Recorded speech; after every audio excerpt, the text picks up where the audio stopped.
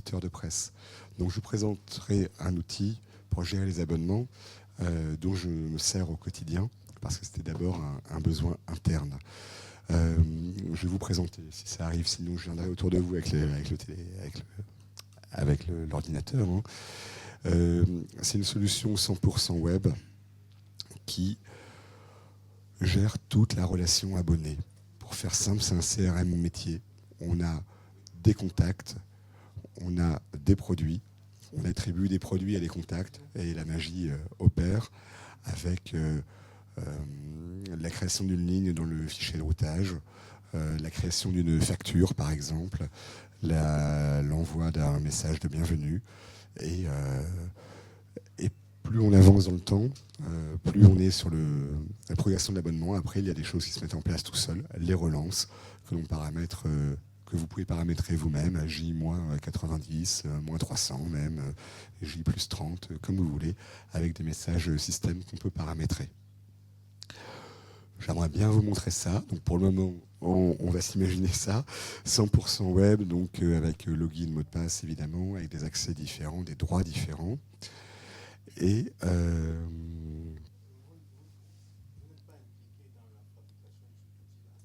si je suis le fondateur, le premier utilisateur. Bonjour, je vais vous scanner aussi. Et alors, moi, j'ai commencé par ça aussi. Pour le moment, on a un petit problème technique, donc je fais les présentations comme ça. Donc moi, j'ai créé la société Editocom en 2010. Ouais. Éditeur de presse, presse pro industrielle.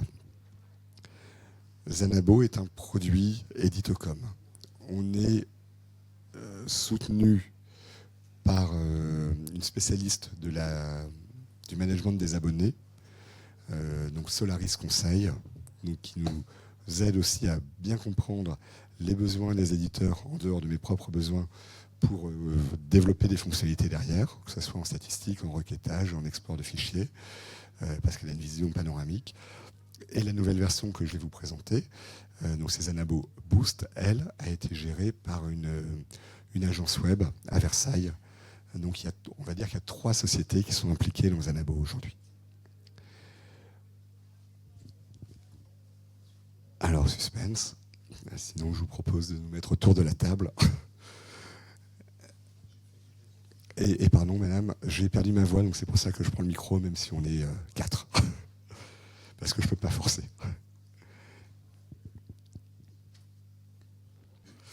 Bon. L'entrée principale de Zanabo, c'est quand même l'annuaire,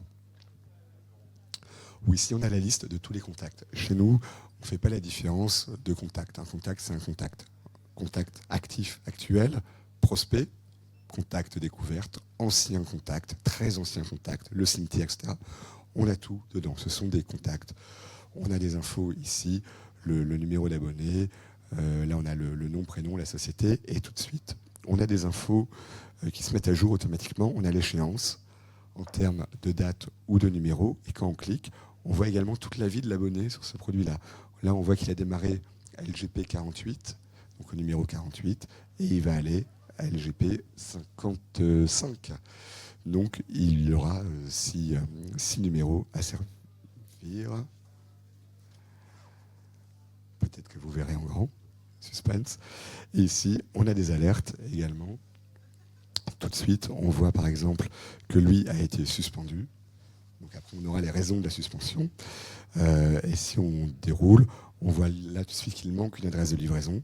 Donc on aura beau le mettre au routage, lui, il va rien recevoir parce que son adresse de livraison est manquante. Là, on a un téléphone manquant. Pas très grave pour le routage, mais au moins on a l'alerte. Non, j'y ai cru. Et donc voilà, toutes les alertes possibles. On va aller sur une fiche abonnée au hasard. Donc là, je ne sais pas si j'ai pris oui, j'ai pris une personne. Donc on a les noms, donc ces qualifications. On a plusieurs champs là qu'on peut mettre. On peut faire des relations entre plusieurs abonnés. Donc un particulier ou un professionnel un contact avec son entreprise, par exemple, mais également quand on est sur un type de presse jeunesse, par exemple, l'abonné, lecteur, et le nom de ses parents, de ses grands-parents, frères et sœurs, pour avoir des choses en facturation derrière ou en statistiques et en extraction de fichiers. On a plusieurs référentiels. Ici, on peut lui attribuer des catégories, des groupes, des clubs, des qualifications, tout ce que vous pouvez imaginer, on les met, ça c'est gérable par vous-même. Et ici, on a le rappel des rappels automatiques qu'il a reçus. Donc c'est les échéances dont je parlais au tout début. Si on veut lui envoyer une échéance de fin d'abonnement 90 jours avant, une fois qu'on a atteint le 90e jour avant la fin de son abonnement, on aura le rappel relance 1, relance 2, 30 jours avant, relance 3, 3 jours, relance 4, 4 jours après, etc. Donc ici, on a toute la vie de l'abonné. On peut mettre des mentions bancaires également pour gérer les prélèvements. Ensuite, français, pour le moment. Je pense qu'il vous manque des choses pour les prélèvements belges. Les prélèvements bancaires, les prélèvements CEPA. Mais bon, ça c'est un champ, je pense, un numéro. CEPA, oui. Mais vous avez peut-être une autre manière de prélever en Belgique. Bon, alors on s'en... Ok, on s'en occupe pas. Je vais passer dans cet onglet 2, donc les adresses. On voyait qu'il y avait une alerte ici. Effectivement, on voit que l'adresse de livraison est vide. Donc je vais prendre par exemple l'adresse de facturation que je vais mettre en adresse de livraison. Et comme ça, j'enregistre. Et l'adresse, donc ici, non merci, l'alerte de manque d'adresse a disparu puisqu'on a copié l'adresse de facturation. Évidemment, on peut la saisir à la main. Ce qui est important, c'est la partie commande. Donc ici, on voit que cet abonné n'a aucune commande, donc elle n'aura aucune facture. Donc si vous voulez, j'ajoute une commande ici. Et là, on a des produits qui sont en base de données. Je vais prendre le produit classique, un abonnement d'un an, c'est le numéro 89 €. On peut mettre ici toutes les références de commande que l'on veut. Donc quand le client nous donne une référence de bon de commande et autres, c'est ici qu'on peut la mettre. Ici, on a paramétré le produit pour qu'il coûte 89 € TTC avec une TVA à 2,1. On a un exemplaire à servir. Si l'abonné est multiple, on multiplie le nombre d'exemplaires ici. Si on veut lui mettre une réduction, c'est ici que ça se passe aussi. Moi, tout va bien, j'enregistre et je regarde la facture. Avant de voir la facture, on a un petit récap. En fait, c'est géré comme un système de panier. Donc, on peut attribuer plusieurs numéros, plusieurs produits dans une même commande. Quand je parle de produits, ce sont des produits presse, hors presse, récurrents, one-shot, peu importe, avec un calendrier ou unique à expédier vous-même. Vous pouvez très bien faire un abonnement d'un an et un DVD une fois. Tout ça marche ensemble. Ici, si la facture me va, je la génère. Elle n'existe pas encore comptablement. C'est une facture pro forma qui reprend toutes les infos. Si tout va bien, soit je prends la pro forma pour l'envoyer un peu comme un devis. Si elle me va, je la génère. Et cette facture, maintenant, a une existence comptable. Donc s'il y avait une erreur, pour la corriger, on est obligé de faire un avoir. Et on peut envoyer la facture par... Alors, il y a 3 manières de rentrer les données dans le système, comme je viens de faire à la main, fiche par fiche, où j'aurais pu créer une fiche, on n'a pas beaucoup de temps, donc j'ai pris une fiche existante, soit par import de fichiers. Vous pouvez importer juste des contacts, ça augmente votre annuaire, il n'y a rien derrière. Vous pouvez importer des commandes. Si vous avez un fichier de commande par ailleurs, vous importez les commandes qui sont attribuées au contact. Le contact est connu de Zanabo, ça ajoute une ligne à son historique. Le contact n'est pas connu, ça crée la fiche contact, ça attribue la commande. Ça, c'est la deuxième manière d'importer les données. La troisième, c'est par API. On a une API bidirectionnelle qui communique avec n'importe quel autre service web que vous connectez. Donc une boutique en ligne, par exemple. Les commandes qui sont validées par la boutique passent automatiquement dans Zanabo. Vous n'avez rien à saisir. Et inversement, on peut renvoyer depuis Zanabo sur une boutique les infos.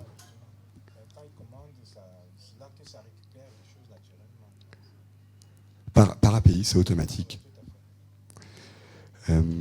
Donc là, je vous ai montré les contacts, tout ce qu'on peut faire à peu près avec un contact, un produit. Je vais vous montrer quand même rapidement un paramétrage de produit. Je fais comme pour ajouter un produit sur la Gazette du Pêcheur pour vous montrer qu'on a soigné aussi les renouvellements, soit un renouvellement classique, c'est-à-dire qu'une fois que l'abonné est arrivé à la fin de son abonnement, à part recevoir les relances pour dire réabonnez-vous, il ne se passera rien.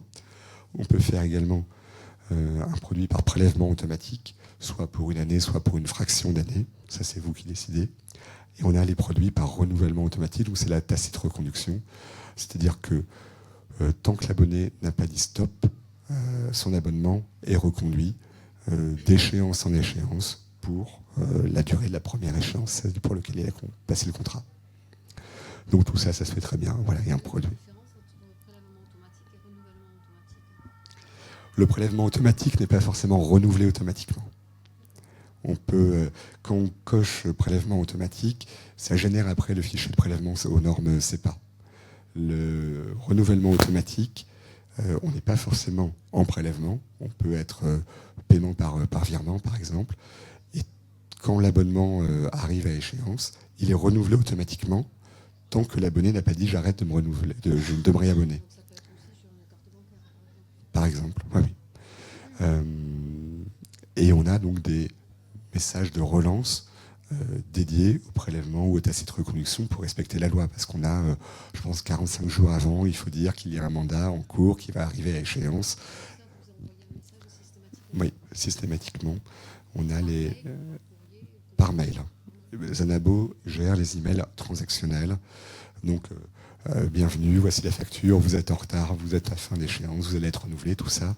C'est géré directement dans Zanabo avec derrière une plateforme technique qui est Brevo, qui est ex-CNN Blue en France.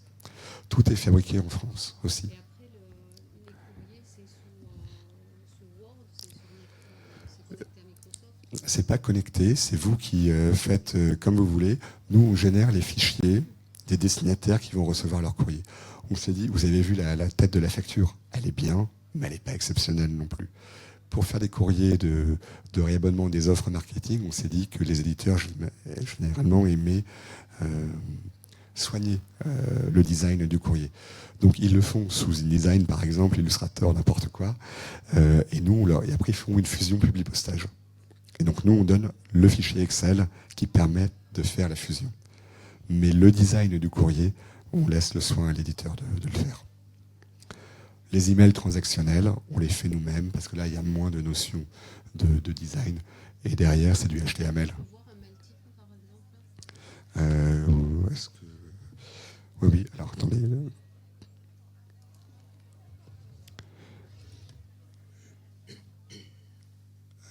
Alors ici, on gère également les mentions légales en bas des factures, donc les références, les modalités de paiement. Sur les mails types, je vais voir si parce que je m'étais envoyé une facture tout à l'heure. Est-ce qu'elle est arrivée? Je n'ai pas envie de vous. Comment ça fonctionne? Vous avez une bibliothèque de mails? C'est ça. Alors attendez, j'ai besoin de mes deux mains.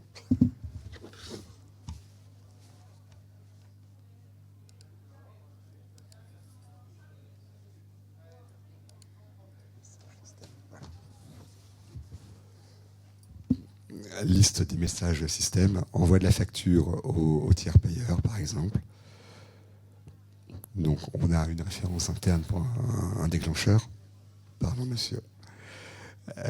Les titres, l'objet. Et ici, voilà le message que la personne recevra. Bonjour. Et là, on a des variables aussi. Donc, il peut aller chercher en base de données. Là, on a un prénom, nom. Ici, on a la liste de toutes les variables. Oui, on pourrait joindre le PDF, mais on a du mal à passer les filtres anti-spam. Donc on s'est rendu compte que c'était plus facile de passer les filtres en mettant un lien sur plutôt qu'une pièce jointe. Et ça, c'est du HTML. Donc si vous avez quelqu'un qui gère le HTML chez vous, vous faites quelque chose de superbe si vous le souhaitez. Tout ça, c'est du HTML complet. Là, c'est du HTML basique de texte, Mais si vous voulez faire un HTML graphique, allez-y. Mais attention au filtre anti-spam. Je me remets sur la Gazette du Pêcheur.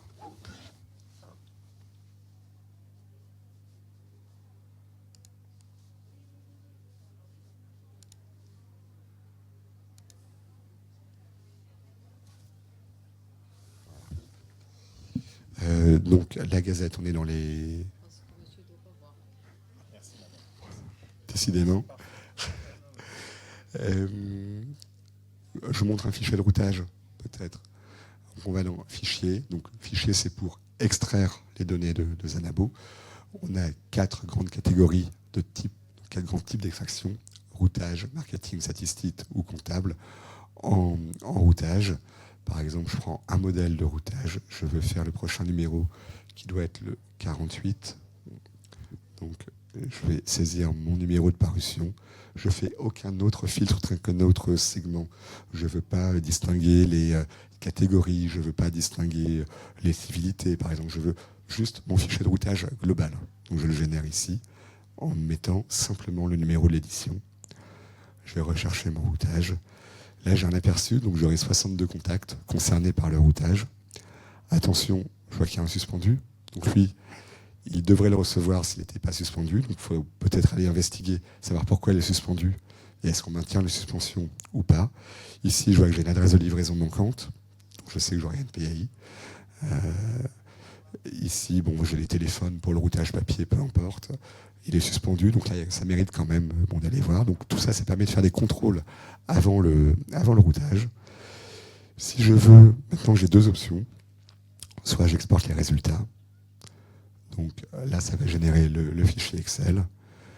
Le routage qu'on a décidé, donc avec un colonnage tout à fait classique, mais que vous pouvez choisir. Là aussi, vous nous dites en colonne A, je veux ça, en colonne B, je veux ça, en colonne C, etc. Vous avez... Alors, il faut passer par nous, c'est rapide, et vous pouvez avoir plusieurs formats disponibles. Et puis après, une fois qu'ils sont enregistrés, vous avez vos modèles, et vous les faites comme vous voulez. Donc voilà, un fichier de routage tout à fait classique. Donc ça, si ça vous va, je retourne. Donc vous voyez ici, j'ai plusieurs modèles. Donc imaginez que voilà, tout ça vous convienne. Donc je reprends mon 48. Et ici, je vous avais dit tout à l'heure, il y a 2 options. Ici, on peut générer le fichier Excel et dire à Zanabo qu'on a fait le routage. C'est-à-dire qu'il va aller dans chacune des fiches abonnées concernées par le routage et il va dire que le numéro 48, en l'occurrence, a été expédié. Il ne va pas dire s'il a été reçu, ce n'est pas son travail, mais en tout cas expédié. Et donc, si on va dans une fiche abonnée... Donc là, en fait, on récupère un fichier qu'on va envoyer après au routeur. Absolument, ouais. Et si donc on va dans une fiche abonnée, on voit ici, par exemple, il est en cours. On va aller voir les parutions et on voit là que le 45, le numéro a été envoyé. 46, il n'a pas encore été envoyé, donc je n'ai pas fait le routage. 47, je n'ai pas fait le routage, etc. Comme ça, quand quelqu'un appelle pour dire j'ai pas reçu, déjà on peut voir s'il était dans le fichier, sans devoir rouvrir le fichier de routage. On va directement sur sa fiche et on sait s'il était dans le fichier de routage. Et s'il n'a pas été mis dans le fichier de routage, ou si c'est un abonnement rétroactif, par exemple, on est tout à fait capable, après, avec les exports de fichiers, de sortir les abonnés non servis pour tel ou tel numéro. Donc on refait un routage manuel derrière. Et pareil, on dit que les numéros ont été servis, par exemple.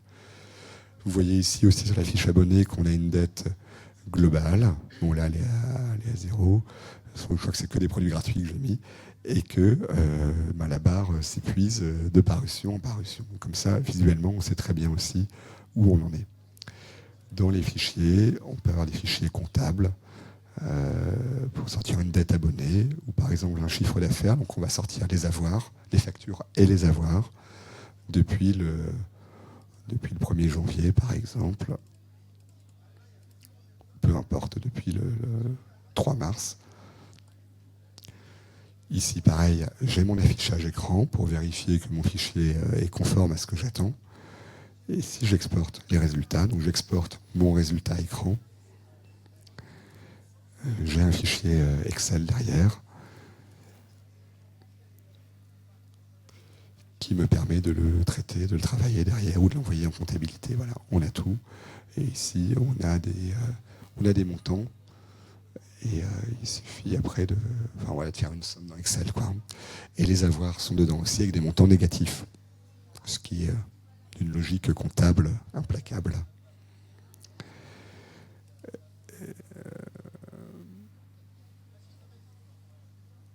On avait combien de temps pour l'atelier? Une demi-heure? Il reste 3 minutes. Pardon, il lui reste 3 minutes. Quelles sont vos questions? J'ai un stand en bas s'il faut prolonger les discussions. On pourrait voir juste la partie des relances. Oui. De l'abonnement. Paramètres comment les relances Alors, vous les paramétrez dans les produits. Les relances sont individualisées par produit. Vous ne vous adressez pas de la même façon à quelqu'un qui s'abonne pour 1 an, pour 2 ans, pour 3 ans, un abonnement premium, un abonnement standard. Donc on va dans les produits. Et ici on a les relances. Donc on peut soit avoir les relances automatiques donc, qui se déclenchent à partir d'une date et d'un nombre de jours avant après la date. Donc soit on les déclenche ici, en manuel, et pour aller les voir, on a ici les relances qu'on peut gérer. Pour aller paramétrer les relances, je vais vous inviter à voir ma collègue Gisèle en bas qui s'est occupée du truc. Mais voilà, on a des rangs de relance différents avec des scénarios de relance. Et on enchaîne les rangs, évidemment. Et si quelqu'un reçoit la première relance qui n'a pas eu lieu, il reçoit la deuxième relance qui donne lieu à un réabonnement, il ne recevra évidemment pas la troisième. C'est dynamique. Par contre, c'est les relances qui sont paramétrées par rapport au... Non, c'est le produit. Là, c'est le produit. Donc là, c'est un produit. Et je vais lui prendre un produit gratuit, un numéro gratuit. Voilà. On pourrait imaginer une relance, offre découverte, on offre un produit gratuit, et 10 jours après, on peut faire envoyer un mail automatique. Vous avez reçu gratuitement le numéro, ça vous a plu, abonnez-vous. Et le couplage, comment on le Le couplage, on le gère tout simplement ici. On crée les produits, un par un. Et là, par exemple, je suis sur un numéro gratuit, je pourrais lui mettre un autre produit. Alors, métier, ça n'a pas de sens de faire un couplage avec un produit gratuit. J'ai un titre maître plus un titre hors série. Oui. Par exemple, au niveau du prélèvement, vous le gérez comment? C'est 2 lignes sur la facture. 2 lignes. Donc, ça sera un prélèvement de la facture. 2 prélèvements ou un seul prélèvement? Un seul prélèvement. Le prélèvement, il est lié à la facture. Donc, sur la facture, il y aura 2 lignes, le produit 1, le produit 2. On peut faire des couplages multiples. On n'est pas obligé de coupler que 2 produits. On peut aller sur 10 produits, c'est pas un problème. Ici, on sélectionne les produits qu'on ajoute. Voilà, là, j'ai fait un couplage avec 3 autres produits. Donc, si j'enregistre, quand je vais servir un numéro gratuit, j'aurai aussi tous les produits que j'ai mis au pif, qui n'ont aucun sens dans le métier, puisque j'offre un produit gratuit et je lui ajoute en plus des produits d'1 an ou 2 ans, tout ça gratuitement. Donc, ça n'a aucun sens. Mais sur la facture, il y aurait 4 lignes, là, pour le coup. Et un montant, et donc pas forcément un prélèvement, parce que les prélèvements sont faits par produit. Donc, selon le produit que vous avez mis, ça sera pour ça. Je vous invite à en discuter un peu plus avec Gisèle en bas. Est-ce que vous avez d'autres questions, tant qu'on n'est pas viré? Oui.